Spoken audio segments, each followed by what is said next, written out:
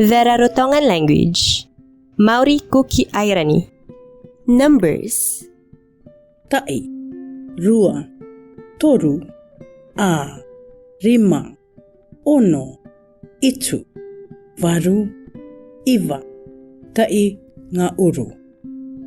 Greetings. Kia ora ana. I rā mānia te ia. Ai, e tano rai tā au. Ka aere koe ki ea? Ka aere au ki muri wai. Aere rā. Eno ora. Sample text. Ea ato o manako no te tuatau ki mua? Tō tātou ao, ka wai ua ai nei? Ka kino ua atu ai nei? Ka meitaki atu ai nei? A ka kite era te pipiria ka ore i te atua i te roimata kātotoa, e kore rawa te mate, e te aue, e te mii, e te mamae oki.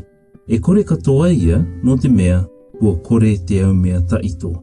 A pōkarupo pene ruongoru matai i rawa toru e te a, te pipiria tapura. Hau aka meitaki anga no o, anga puapinga e te meitaki te kai. Ka kore te maki e te au tū mamae. Ora anga mataora e tuatau uatu ma te ngutuare tangata e te au oa. Ka raukai nei te irina ki te kai i te pipiria? Ai, e rua tumu. Ka rauka i te atua i te akatupu i te taputou. I roto i te pipiria, ko Jehova ana ke te kāpiki ia e ko te atua mana kātotoa. No te mea, e mana riri nui tōna. No reira, ka rauka ia i te akatupu i tāna taputou kia taui i te ia ao kia meitaki atu. Meita te pipiria e ka kitera, e tika te au mea katoa i te atua. Mātai o pene taingoru mā iwa i rawa ruongoru mā ono. Te ano nora te atua i te akatupu i te taputou.